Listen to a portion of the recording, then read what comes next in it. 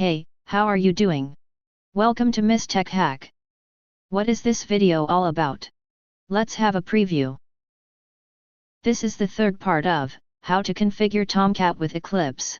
Today in this video, I will be showing you how to configure Tomcat with Eclipse. Before we go ahead, make sure to subscribe to Miss Tech Hack, so you don't miss on any of our updates and latest videos. Do watch the video till end, to get all the insights. So let's get started. If we open Eclipse, at bottom in servers we can see, no servers are available. Click to link new server. Click on that link, select from Apache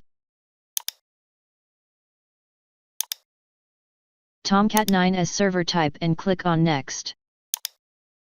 Click on Next and click on Finish. Now, we can see Tomcat 9 server under servers as linked to Eclipse.